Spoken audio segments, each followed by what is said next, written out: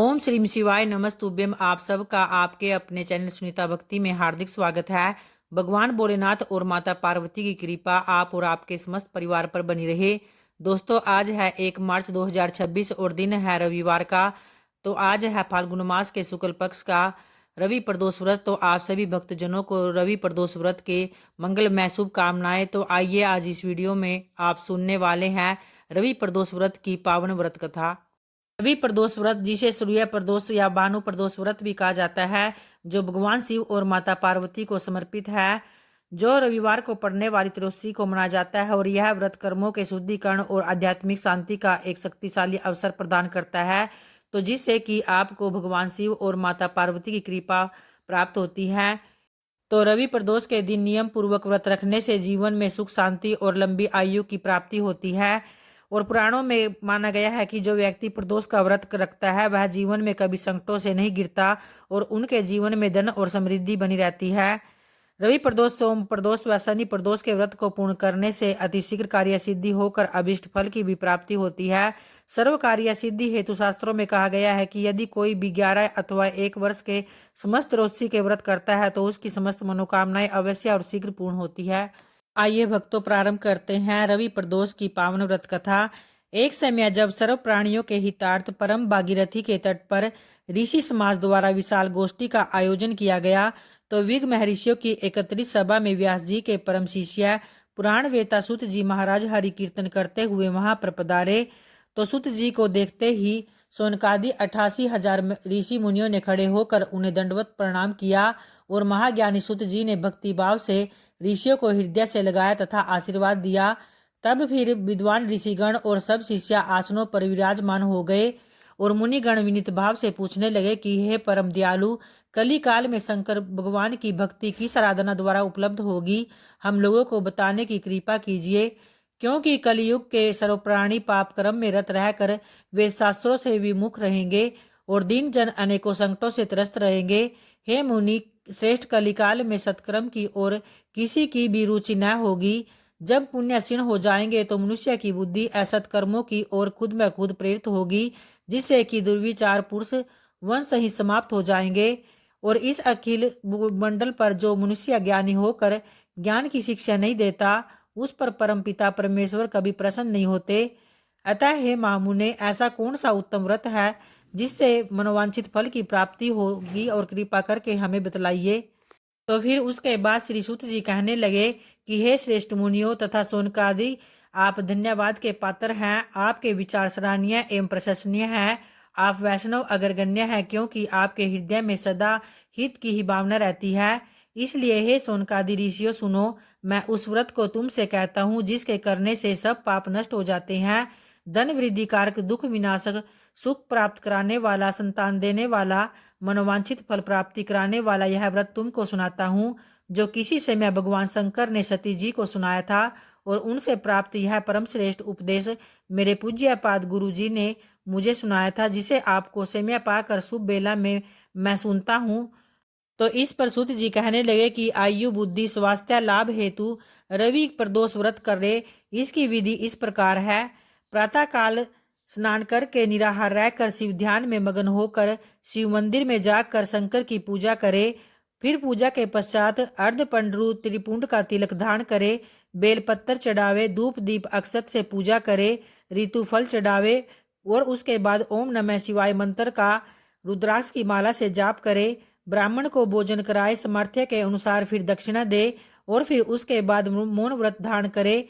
व्रती को सत्य भाषण करना आवश्यक है, अतः हवन आहुति भी देनी चाहिए। ओम ह्रीम क्लीम नमः शिवाय से आहुति देनी चाहिए। इससे अभिष्ट फल की प्राप्ति होगी।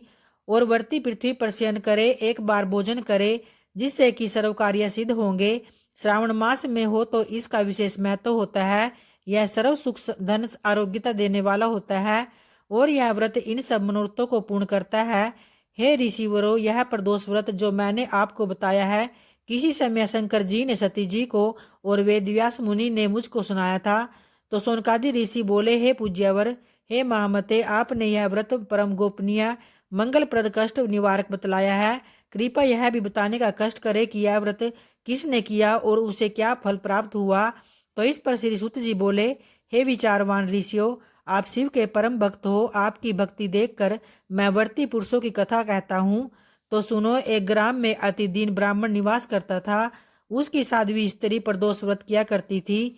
तो उसके घर में एक ही पुत्र रतन था, जिससे कि एक समय की बात है, वह पुत्र गंगा स्नान करने के लिए जब वहां पर गया तो दुर्भाग्यवश मार्ग में उसे चोरों ने घेर लिया और उससे कहने लगे कि हम तुझे मारेंगे, नहीं तो तू अपने पिता का गुप्त धन बतला दे। तो इस पर बालक दीन भाव से कहने लगा कि हे बंधुओं, हम अत्यंत दीन दुखी है, हमारे पास धन कहाँ है। चोर फिर कहने लगे कि तेरे पास पोटली में क्या बंधा है। तो बालक ने निसंकोच उत्तर दिया कि मेरी माता ने मुझे रोटी बांध कर दी है। तो दूसरा चोर बोला, भाई यह तो अति दीन दुखी है, इसे छोड़िए। बालक की इतनी सी बात सुनकर वहां से वह चोर प्रस्थान कर गए और फिर बालक एक नगर में जा पहुंचा। नगर के पास एक बरगद का पेड़ था और फिर उसके बाद बालक वहां बरगद के पेड़ के नीचे थक कर बैठ गया और फिर उसके बाद सो गया। उस नगर में सिपाही चोर की खोज करते करते जब उस बालक के पास आए तो सिपाही ने उसे चोर समझकर राजा के समीप ले जाकर कहा कि महाराज यह चोर है। तो राजा ने उसे कारावास की आज्ञा दे दी। उधर बालक की माँ भी भगवान शंकर जी का प्रदोष व्रत किया करती थी। तो उसी रात्रि राजा को सौपन आया कि वह बालक चोर नहीं है, तो प्रातः काल उसे छोड़ दीजिए, नहीं तो आपका सब वैभव राज्य शीघ्र ही नष्ट हो जाएगा।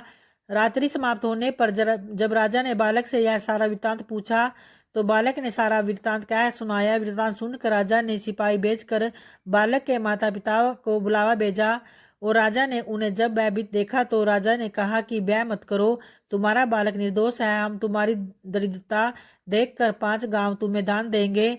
तो शिव की दया से ब्राह्मण के आनंद होने लगे और इस प्रकार जो कोई भी इस व्रत को करता है उसे सभी सुख समृद्धि की प्राप्ति होती है और समस्त मनोकामनाएं भी पूर्ण होती है।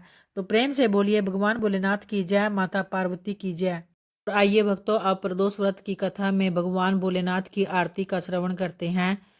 ओम जय शिव ओमकारा, स्वामी जय शिव ओमकारा, ब्रह्मा विष्णु सदा शिव अर्धांगी धारा। ओम जय शिव ओमकारा, एकानन चतुरानन पंचानन, राजे हंसानन गरुड़ासन वृषवाहन साजे।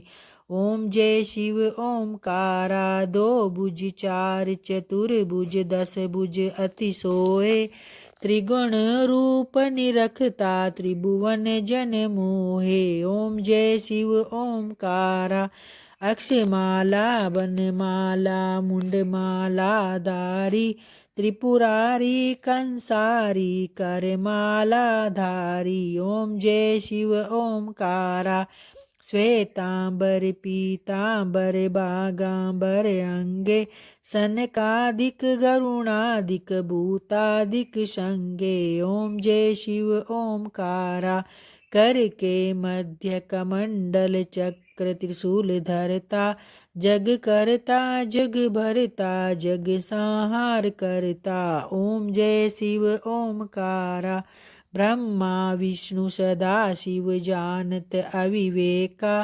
प्रणवाक्षर में शोभित यह त्रिवेद काटी। ओम जय शिव ओमकारा, ओम जय शिव ओमकारा। तो उम्मीद करती हूँ दोस्तों आपको यह व्रत कथा जरूर पसंद आई होगी। अगर आई है तो वीडियो को लाइक और शेयर जरूर करें और जो चैनल पे पहली बार आए हैं चैनल को सब्सक्राइब करना ना भूलें, ताकि इस तरह की वीडियो मैं कथाएं आगे भी आप लोगों के लिए समय से लेकर आती रहूं। धन्यवाद दोस्तों।